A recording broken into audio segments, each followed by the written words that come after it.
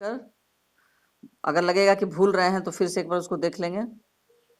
ठीक है, चलिए 7 नंबर काव्यांश। मनुष्य मात्र बंधु है, यही बड़ा विवेक है। पुराण पुरुष स्वयंभू, पिता प्रसिद्ध एक है। फलानुसार कर्म के अवश्य बाह्य भेद हैं, परंतु अंतरैक्य में प्रमाण भूत वेद हैं। अनर्थ है कि बंधुहीन बंधु की व्यथा हरे, वही मनुष्य है कि जो मनुष्य के लिए मरे। पहले बच्चों शब्दार्थ पर थोड़ा ध्यान दे दीजिए आप लोग। मात्र का अर्थ होता है केवल, बंधु यानी भाई, यहां बंधु से तात्पर्य है भाई। विवेक यानी बुद्धि, ऐसे बोलचाल की भाषा में हम लोग बुद्धि बोलते हैं, लेकिन ऐसे उसका शाब्दिक अर्थ हुआ भले बुरे का ज्ञान। पुराण पुरुष, पुराणों में जिसे पुरुष की संज्ञा दी गई, यानी पुराण में पुरुष की संज्ञा जिसे दी गई, जो महान पुरुष कहलाए, जिन्होंने अच्छे कर्म किए, सुकर्म किए, ऐसे लोगों को महान पुरुष पुराणों ने कहा है। स्वयंभू, स्वयंभू जो अपने आप पैदा होता है, यानी कौन है? परमात्मा, क्योंकि परमात्मा को किसी ने जन्म नहीं दिया, इसीलिए उसे स्वयंभू कहते हैं। बाह्य बाहरी, भेद अंतर, अंतरैक्य यानी आत्मा की एकता, अंतर जोड़ ऐक्य, इसका आत्मा, अंतर यानी आत्मा और ऐक्य यानी एकता, आत्मा की एकता। प्रमाणभूत यानी साक्षी, गवाह, गवाही। अनर्थ दुर्भाग्य, व्यथा पीड़ा या दुख, हरे यानी दूर करना। अब इन पंक्तियों में, इस काव्यांश में, इसके कवि आपके हो गए राष्ट्रीय कवि मैथिली शरण गुप्त, या आप सबको पता होगा। तो प्रस्तुत पंक्तियों में राष्ट्रीय कवि मैथिली शरण गुप्त ने सबसे पहले बंधुत्व की भावना पर ही बल दिया है और मनुष्य को कहा है कि अपने लिए तो पशु भी जीते हैं, अपने लिए जिया तो क्या जिया, पशु तो स्वयं अपने लिए ही, आप स्वयं आप ही चरे। यानी पशु जो है कभी चरते हुए जब वो घास चरता है तो कभी आसपास ये नहीं देखता है कि दूसरे पशु घास चर रहे हैं या नहीं, उनके लिए चारागाह में चारा बचा है या नहीं, उनका पेट भरा या नहीं। तो इस तरह की बात एक पशु दूसरे पशु के लिए कभी नहीं सोचता। तो यहाँ मैथिली शरण गुप्त कहते हैं कि बंधुत्व की भावना ही मनुष्य की सबसे बड़ी विवेकशीलता है। एक बुद्धिमान पुरुष, एक भले बुरे का ज्ञान रखने वाला एक पुरुष, एक व्यक्ति, अगर मनुष्य में अगर ये सारी भावनाएं हैं, कौन सी भावना? बंधुत्व की भावना, भाईचारे की भावना, तो ये सबसे बड़ी बुद्धि की बात यही है, विवेकशीलता की बात यही है। फिर आगे कवि कहते हैं कि मनुष्य के लिए सबसे बड़ा विवेक यही है, सबसे बड़ी बुद्धि की बात यही है कि वह संसार के सभी मनुष्यों को अपना बंधु समझे, अपना भाई समझे। लेकिन ऐसा लोग करते नहीं हैं। लोग जाति के नाम पे, धर्म के नाम पर मार काट करते हैं। ये मेरा है, ये तुम्हारा है, ये मेरा देश है, ये तुम्हारा देश है, ये मेरा राज्य है, तुम्हारा राज्य है, ये मेरा घर है, ये तुम्हारा घर है। यानी स्व और पर, अपनी और दूसरे की जो लड़ाई झगड़े का जो विवाद का विषय है, वो हमेशा कुछ ना कुछ लेकर होता ही रहता है और चलता ही रहता है, और इसका निपटारा लगता है कि शायद कभी अंत इसका होगा ही नहीं। और इन्हीं सारी चीजों को देखकर कवि ने एक मनुष्य के लिए मनुष्यता, यानी ता प्रत्यय लगा के उसमें मनुष्यता बना दिया कि हे मानव, तुम मानव तो हो, लेकिन यदि तुम में मानवोचित गुण है तो मनुष्य तो हो। लेकिन सिर्फ शारीरिक संरचना के आधार पर कोई मनुष्य नहीं बन जाता है, उसके लिए चाहिए मानवोचित गुण, मनुष्यता के गुण चाहिए। और मनुष्यता के गुण यही है कि तुम सिर्फ स्वार्थ की भावना में मत जियो, सिर्फ अपने बारे में मत सोचो, क्योंकि जब तक तुम दूसरों को अपना नहीं समझोगे, पुराणों के अनुसार, पुराणों में यह साफ लिखा हुआ है कि सभी मनुष्यों का एक ही पिता है, और वो कौन है? परमात्मा। यानी उसी परमात्मा के सब हम संतान हैं। तो जब एक घर में एक माता पिता की जो भी संतान होती है, 4 या 5 या 2 या 1, वो सारे आपस में भाई बहन का संबंध उनमें स्थापित हो जाता है। तो हम सबको जन्म देने वाला जब परमात्मा एक ही है तो इस संसार के सारे लोग भी आपस में भाई बहन ही हुए। तो फिर झगड़ा किस बात का, इतनी स्वार्थ की भावना क्यों? एक हम सबको बनाने वाला एक ही है, तो फिर ये जाति धर्म की बात कहाँ से आ गई? क्योंकि ये तो ईश्वर ने नहीं बनाया, ये हमने बनाया है अपने स्वार्थ के लिए, अपने लाभ के लिए। जाति धर्म और के आधार पर हमने देश बांट दिए और राज्यों का बंटवारा कर दिया।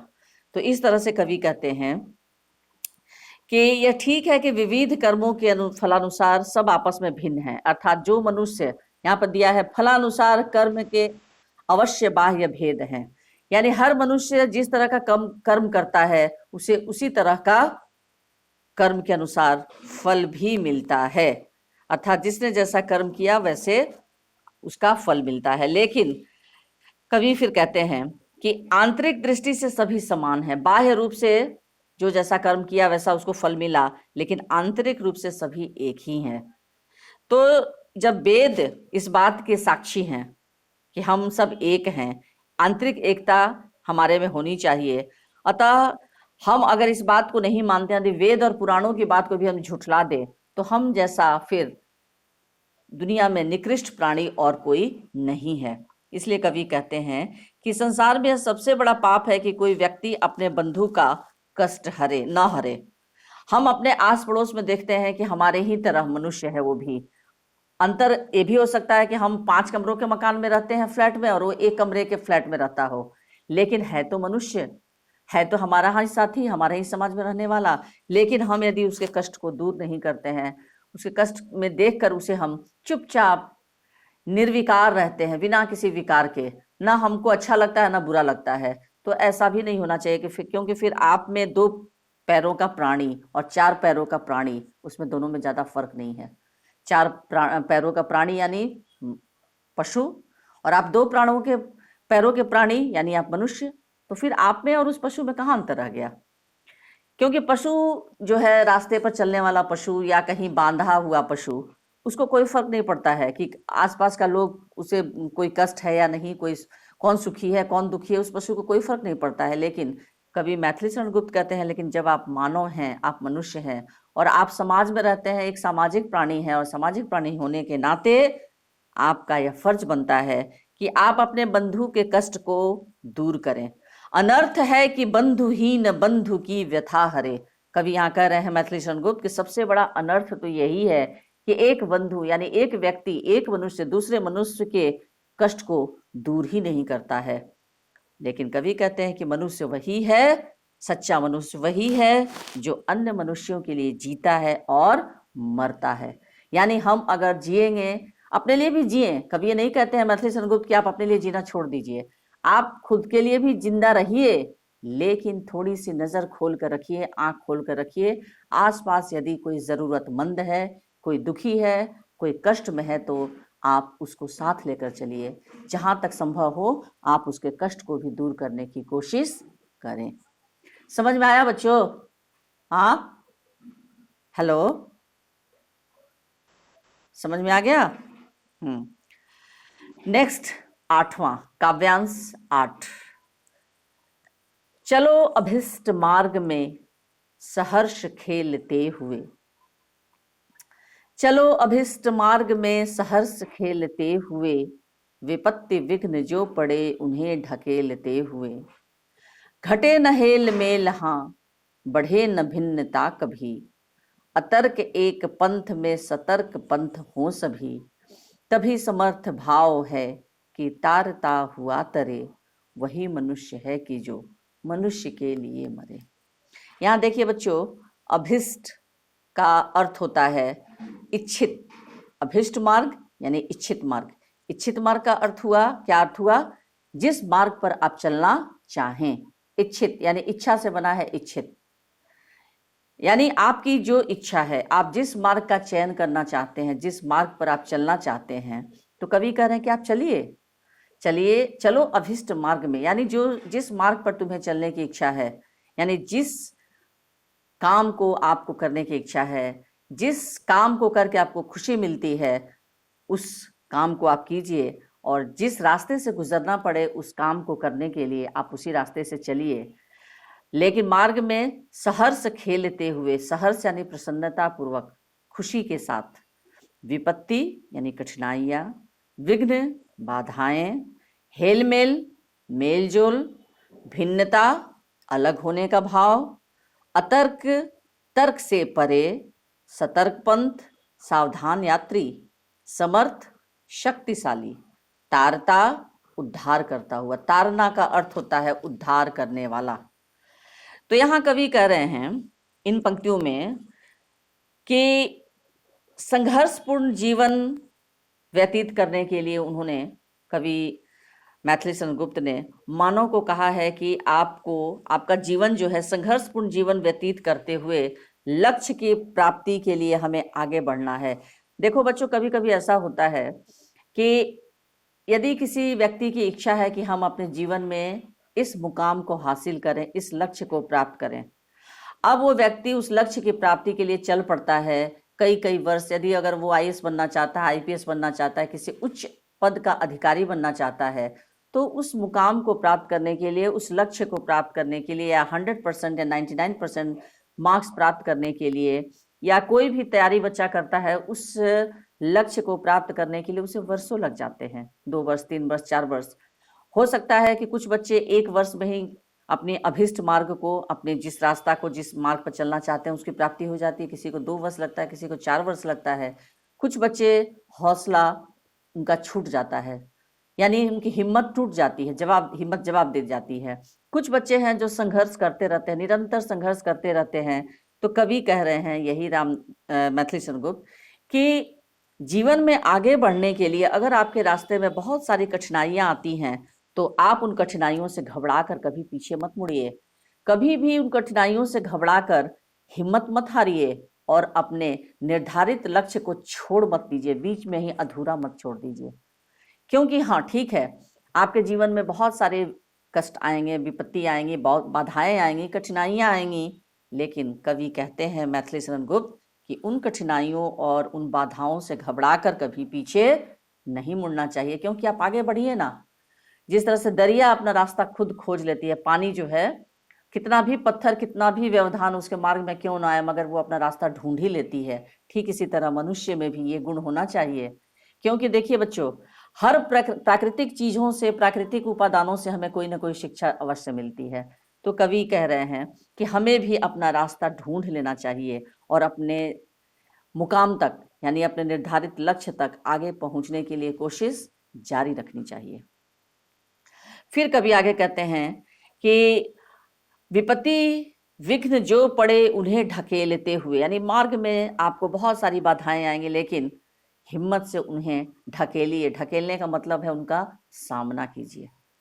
फिर कभी कह रहे हैं आगे कि घटे न हेल मेल, हाँ बढ़े न भिन्नता कभी। और तुम जीवन के जिस मार्ग पर भी चलना चाहते हो उसमें जाओ, लेकिन हंसते हंसते खुशी से, और रास्ते में जो भी परेशानियां आए उन सबको, उनका सबका सामना करते हुए, उन्हें ढकेलते हुए आगे जाओ। लेकिन इस क्रम में एक बात हमेशा याद रखो कि आपसी मेलजोल की जो भावना है, मित्रता की जो भावना है, एकता की जो भावना है, वो कभी कम न हो। ऐसा ना हो कि 2-4 लोग मिलकर हम लोग कोशिश कर रहे हैं और उसमें एक व्यक्ति के मन में स्वार्थ की भावना पैदा हो जाए कि बाकी चारों से हमको क्या मतलब है, बस हम ये परीक्षा पास कर जाएं, हम आगे बढ़ जाएं, बस बाकी जो मेरे 4 साथी हैं उससे, वो लोग आगे बढ़े या ना बढ़े, पढ़े या ना पढ़े, उनका कुछ हो या ना हो, हमको उससे क्या फर्क पड़ता है। तो कवि इस चीज को मना कर रहे हैं कि आपसी हेल मेल की भावना नहीं होनी चाहिए, आपस की भिन्नता में वृद्धि नहीं होनी चाहिए। यानी वृद्धि अगर होनी भी चाहिए तो किस चीज की?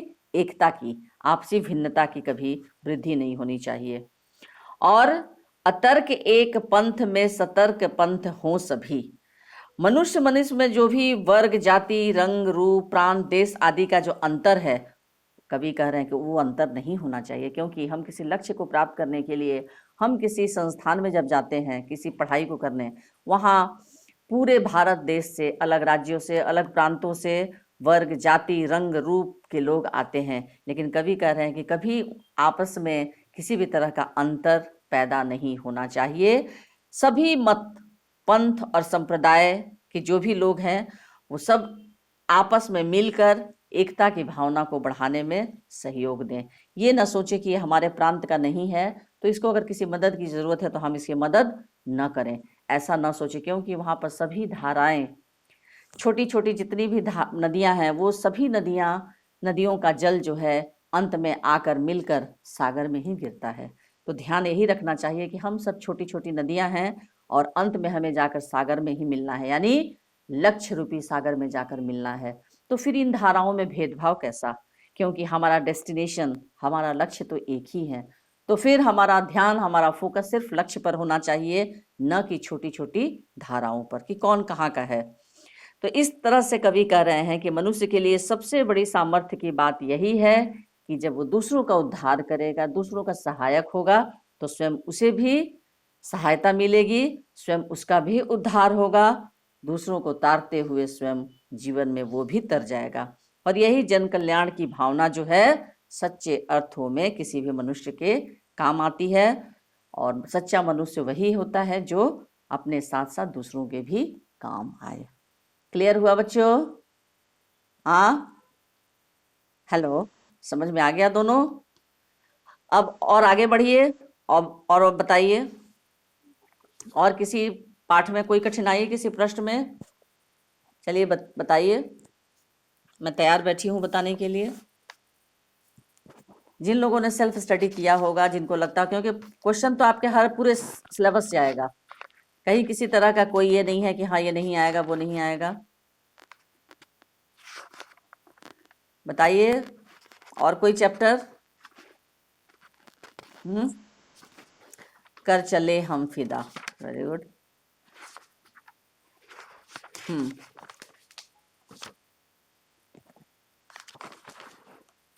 एक मिनट, हाँ इसमें बताइए कौन सा, इसका कौन सा काव्यांश?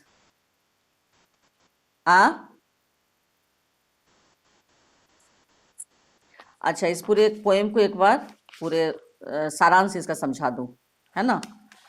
ये पूरे कविता में किस बात को कवि यहाँ पर, हाँ देखिए, सबसे तो पहले ये कैफी आजमी द्वारा रचित कविता है, कर चले हम फिदा। पहला इसका काव्यांश है, अपने पूरे काव्यांश का शॉर्ट बताते चल रही हूं। कर चले हम फिदा जानो तन साथियों, अब तुम्हारे हवाले वतन साथियों। सांस थमती गई, नब्ज जमती गई, फिर भी बढ़ते कदम को न रुकने दिया।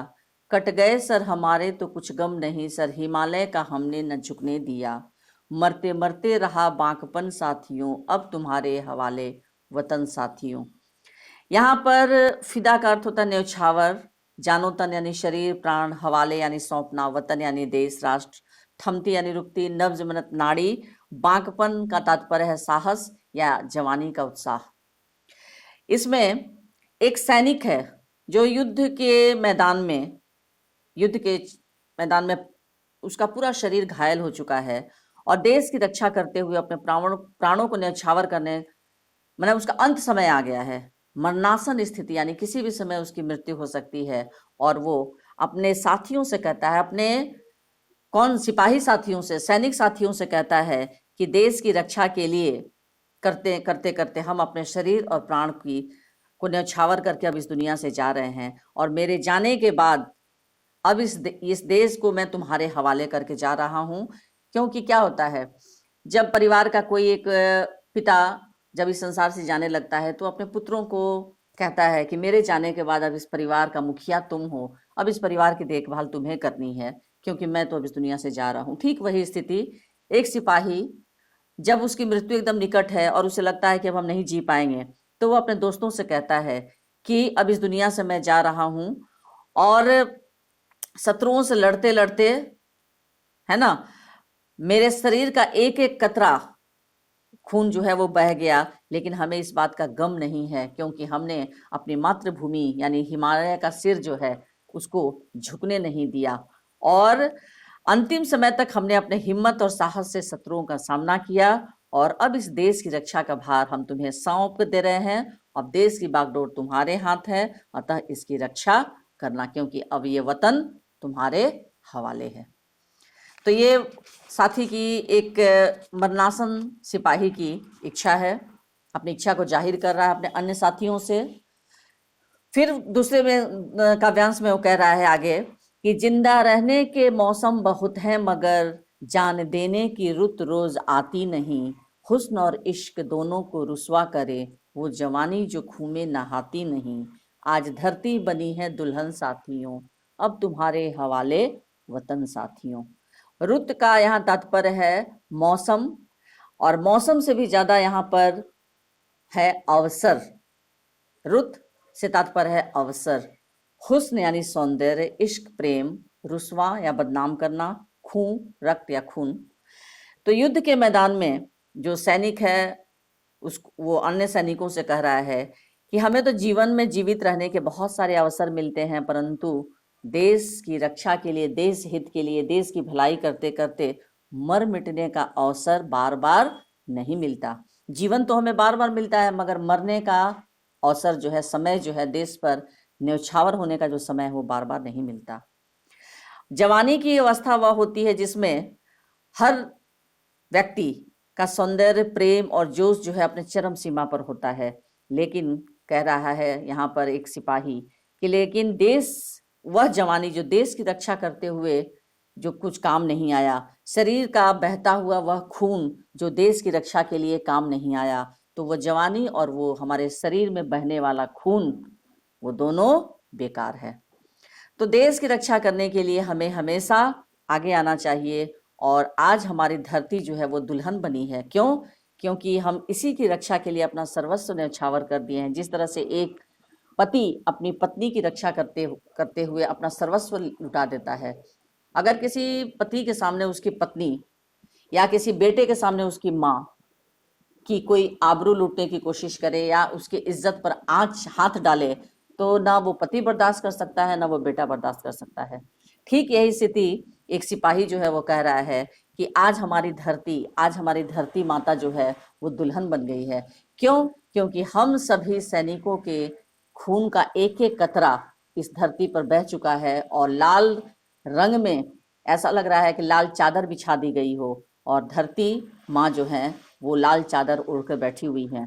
तो हमारे शरीर का एक एक खून का जो कतरा है, रक्त का एक एक कतरा जो है, वो लाल रंग से पूरी धरती को रंग दिया गया है। और ये धरती माँ जो है आज दुल्हन बनी हुई है। और इस तरह से ये धरती माँ को हम तुम्हारे हवाले, यानी बचे हुए से साथियों से एक सिपाही जो है ये इस बात की गुजारिश कर रहा है, इस बात की प्रार्थना कर रहा है कि हम लोगों के जाने का समय आ चुका है। जो जो सिपाही घायल हो गए हैं, जिनकी स्थिति बहुत ही खराब है, जिनके शरीर का एक एक रक्त का कतरा शरीर से निकल चुका है, बह चुका है, ऐसा सिपाही जो है वो यही उम्मीद करता है, बाकी जीवित साथियों से, सैनिकों से यही कामना कर रहा है कि हमारे जाने के बाद तुम इस देश की रक्षा करना, तुम जो जिंदा हो, जो जीवित हो, और इस तरह से इसकी देखभाल करना। किसी तरह का दुश्मन, कोई बाहरी शक्ति इस पर कभी हाथ न डाल पाए, इसकी इज्जत को सुरक्षित रखना अब ये तुम लोगों का काम है। इस तरह से वो अपने अन्य साथियों का हौसला अफजाई कर रहा है। तीसरे दोहे में, काव्यांश में है, राह कुर्बानियों की न वीरान हो, तुम सजाते ही रहना नए काफिले। फतह का जश्न इस जश्न के बाद है, जिंदगी मौत से मिल रही है गले। बांध लो अपने सर पे कफन साथियों, अब तुम्हारे हवाले वतन साथियों। राह का मतलब समझते ही हो, रास्ता, कुर्बानी यानी बलिदान, वीरान सुनसान, काफिला यात्रियों का समूह, फतह यानी जीत, जश्न उत्सव के लिए तैयार होना, सर पे कफन बांधना यानी मृत्यु और बलिदान के लिए तैयार होना। तो यहाँ बलिदानी सैनिक जो है अन्य साथियों को क्या कह रहा है कि मेरे सैनिक साथियों, हमने देश के लिए जो बलिदान दिया है उसकी राह कभी सुनी नहीं होनी चाहिए। यानी ऐसा नहीं होना चाहिए कि देश के लिए मर मिटने वाले नए नए सैनिकों का जो जत्था है वो तैयार होते रहना चाहिए। यानी यदि 100 सैनिक मरते हैं तो 1000 सैनिक फिर तैयार हो जाने चाहिए। यानी ये बलिदान का जो सिलसिला है, सैनिकों का आगे बढ़ने का, जो देश के प्रति रक्षा का जो भाव है, उसमें कोई कमी नहीं आनी चाहिए। फिर कभी सैनिक कह रहा है कि एक बार हमने यह संघर्ष और बलिदान का उत्सव मना लिया तो फिर हमारा अगला उत्सव जो है वो किस चीज का होगा? विजय का होगा। यानी ऐसा ना हो कि विजय जो है हम सिर्फ एक बार ही प्राप्त करें, बार बार हम अपने दुश्मनों पर दुश्मनों को लहूलुहान करते रहें और बार बार हम विजयी होते रहें, यानी यह विजय का सिलसिला और नए नए जत्थे बनने का सिलसिला, नए नए सैनिकों का जो काफिला है, ये कभी बंद नहीं होना चाहिए। और बलिदान के पथ पर हम विजय अवश्य प्राप्त करें, और इसके लिए क्या करना होगा? जिंदगी जो है वो आगे बढ़कर स्वयं मौत को गले लगा रही है। आशय उसका यह है कि कोई भी संघर्षशील नवयुवक अगर बलिदान देना चाहता है तो वो उत्साह पूर्वक बलिदान दे। ये नहीं कि मौत को देखकर हमारे कदम पीछे की ओर हो चले जाएं, नहीं। हमें अपने देश की रक्षा के लिए, अपने देश की मान मर्यादा की रक्षा के लिए मौत को स्वयं आगे बढ़कर गले लगाना पड़ेगा। बांध लो अपने सर पे कफन साथियों, और कफन को हमेशा सिर पर बांध कर चलना होगा कि पता नहीं किस क्षण हमारी मौत हो जाए, लेकिन ये मिटने का, मर मिटने का देश पर जो समय आता है, जो अवसर आता है, तो उस अवसर के लिए हमें हमेशा तैयार रहना चाहिए, तत्पर रहना चाहिए, कटिबद्ध रहना चाहिए। और इस तरह से एक सैनिक जो है कह रहा है कि हम तो इस देश दुनिया से जा रहे हैं, बलिदान दे चुके हैं अब अपना, अब यह देश तुम्हारे सहारे छोड़कर जा रहे हैं, इसे शत्रुओं से बचा कर रखना। कोई भी बाहरी ताकत फिर इस पर अपनी कुदृष्टि न डाल सके, क्योंकि इस भारत माता की रक्षा का भार अब तुम्हारे कंधों पर है, बाकी सैनिकों के कंधे पर है। तो इस तरह से अगर हम कुछ सिपाही इस दुनिया से चले जाते हैं तो ऐसा नहीं होना चाहिए कि ये सिपाहियों का जो नया नया जो सिलसिला जो है, काफिला जो है, समूह जो है, यात्रियों, ये सैनिकों का जो समूह है, उसमें किसी भी तरह की कमी नहीं आनी चाहिए। यानी कुछ सिपाही यदि मरते हैं तो उनकी जगह फिर दूसरे सिपाही आ जाने चाहिए। यानी देशभक्ति का जो जज्बा है वो कभी समाप्त नहीं होना चाहिए, क्योंकि जब तक देशभक्ति का भाव हर नवयुवक के हृदय में रहेगा, मन में रहेगा, तभी वो सेना में, सिपाही में भर्ती होगा और देश की रक्षा का कार्यभार संभालेगा। तो इसके लिए इस जज्बे में, इस भावना में किसी तरह की कोई कमी नहीं आनी चाहिए। नेक्स्ट, खींच दो अपने खून से जमी पर लकीर, इस तरफ आने पाए न रावण कोई, तोड़ दो अगर हाथ उठने लगे, छू न पाए सीता का दामन कोई। राम भी तुम ही लक्ष्मण साथियों, अब तुम्हारे हवाले वतन साथियों। खून यानी रक्त, जमी धरती, लकीर रेखा रावण, यहाँ पर रावण जो है वो शत्रु का एक तरह से प्रतिनिधित्व कर रहा है। रावण तो अकेला ही था, व्यक्तिवाचक संज्ञा, लेकिन यहाँ शत्रु को रावण की संज्ञा दी गई है। हाथ उठना यानी आक्रमण होना, दामन यानी आंचल। अब देश के लिए शहीद होने वाले जो सैनिक है वो मृत्यु को गले लगाने से पहले अन्य सैनिकों को संबोधित करते हुए कहता है कि तुम अपने खून से धरती पर एक ऐसी लक्ष्मण रेखा खींच दो, कोई भी रावण अर्थात दुश्मन इस लक्ष्मण रेखा को पार करने की हिम्मत न कर सके। अर्थात इन दुश्मनों के मन में ऐसा भय भर दो कि हमारे देश की सीमा में कदम रखने की सोच भी न सके। क्योंकि लक्ष्मण रेखा खींचने के बाद रावण चाह कर भी उस लक्ष्मण रेखा को पार नहीं कर पाया, क्योंकि जानता था कि जैसे ही इस लक्ष्मण रेखा को पार करेगा वह जल का भस्म हो जाएगा। इसलिए उसने सीता को ही लक्ष्मण रेखा से पार करके बुलाया। तो इस तरह से तुम एक अपने खून से लक्ष्मण रेखा खींच दो ताकि कोई भी विदेशी ताकत या विदेशी शत्रु इसे पार न कर पाए। और यदि किसी शत्रु का हाथ भारत माता की ओर बढ़े तो उसे तुरंत काट डालो, क्योंकि भारत माता के सम्मान में किसी भी तरह की कोई ठेस नहीं लगनी चाहिए। जिस प्रकार सीता की रक्षा हेतु राम लक्ष्मण ने पापी रावण का सर्वनाश किया, उसी प्रकार तुम ही अब इस देश के राम हो और तुम ही इस देश के लक्ष्मण हो, और अपने रावण रूपी शत्रुओं का नाश करना अब तुम्हारा ही काम है ना। तो इस तरह से तुम ही राम हो, तुम ही लक्ष्मण हो, अपने अंदर की क्षमता को पहचानो, क्योंकि इस देश के रखवाले तुम ही हो, रक्षक तुम ही हो, और यह देश अब तुम्हारे हवाले है, क्योंकि हम अब इस दुनिया से जा रहे हैं। यानी एक मृत्यु को प्राप्त होता हुआ सिपाही दूसरे अपने सिपाही साथियों से यह अनुरोध करता है, यह विनती करता है कि किसी भी तरह का देश की रक्षा के लिए जो जज्बा एक सिपाही के मन में होनी चाहिए उसमें कोई कमी न आए। यानी एक सिपाही का जो उल्लास है, देश की रक्षा के लिए जो भाव है, जो भावनाएं हैं, उसमें कोई कमी नहीं होनी चाहिए। आई बात समझ में? हाँ, हेलो, कविता समझ में आई? नेक्स्ट, और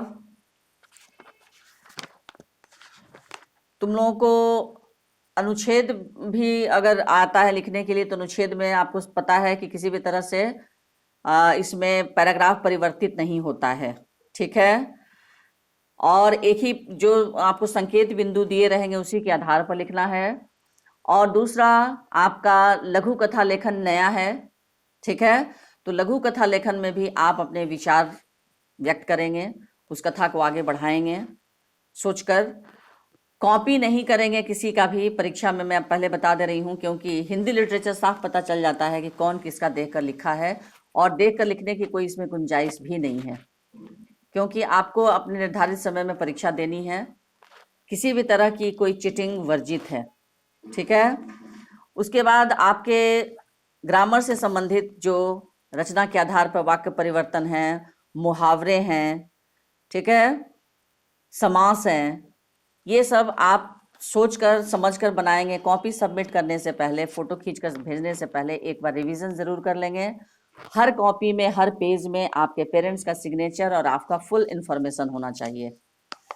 2 पेज का है या 3 पेज का है, और पीडीएफ फॉर्म में ही भेजेंगे आप सभी, ठीक है। आपके अभिभावक, माता या पिता का सिग्नेचर अनिवार्य है उसमें, ठीक है। और जो भी आंसर आप लिखेंगे उसको क्लियर लिखेंगे, गंदा नहीं करेंगे। ये नहीं कि काट कुट कर रहे हैं, एक बार सोच समझ के लिखेंगे, और कॉपी को जमा करने से पहले ज़रूर पढ़ लेंगे।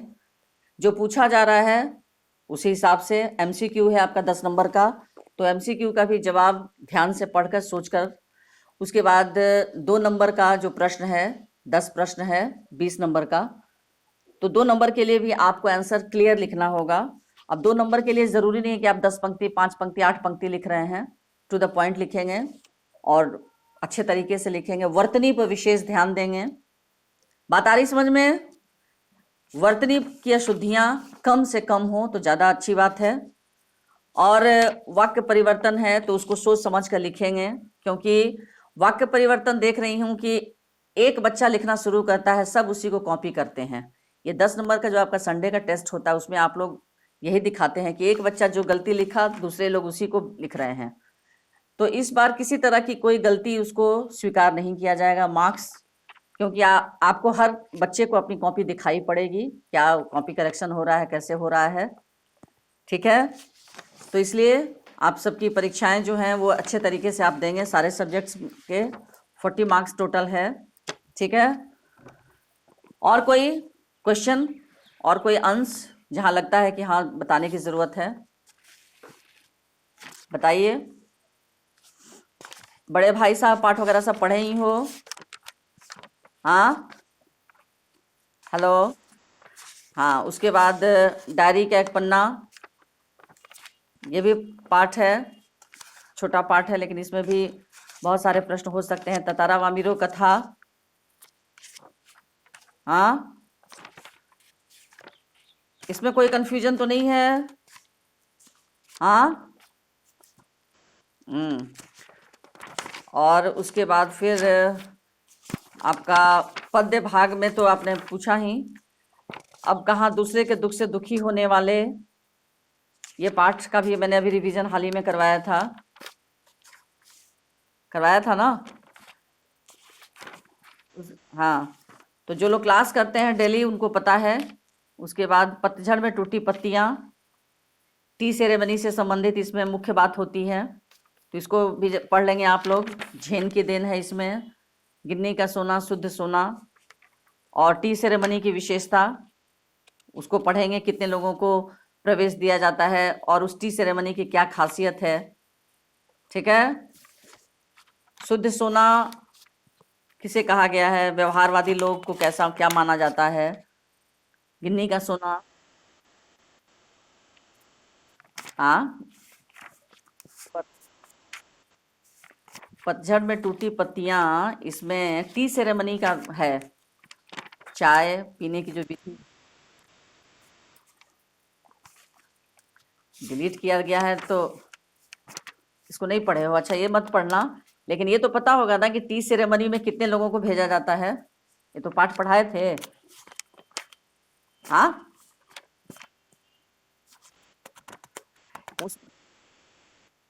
पढ़ लेना। टी सेरेमनी में इसमें अगर क्वेश्चन बन भी गया होगा तो कोई बहुत बड़ी बात नहीं है, 1 नंबर का प्रश्न होगा। टी सेरेमनी, हाँ पढ़ लेना, इसमें कोई बहुत बड़ी बात नहीं है। टी सेरेमनी में एक चाय पीने की विधि होती है, इसमें 3 लोगों को ही भेजा जाता है एक साथ, 3 लोगों से ज़्यादा लोग नहीं जाते हैं, ठीक है। तो इसकी ये विशेषता होती है, और एक एक बूंद को, एक घूंट चाय को एक एक बूंद करके पिया जाता है, और 1.5 घंटा तक ये सिलसिला चलता रहता है, दिमाग को आराम देने के लिए। तो इस तरह से ये, और उसके बाद कारतूस पाठ, तो कारतूस में इसमें वजीर अली के बारे में बताया गया है, उसके व्यवहार के बारे में, उसके गुण के बारे में, लेफ्टिनेंट कर्नल, है ना। फिर इधर हरिहर काका, उसके बाद सपनों के से दिन। इसलिए अगर कोई ये क्वेश्चन कहीं से आ भी जाए तो घबराने की जरूरत नहीं है।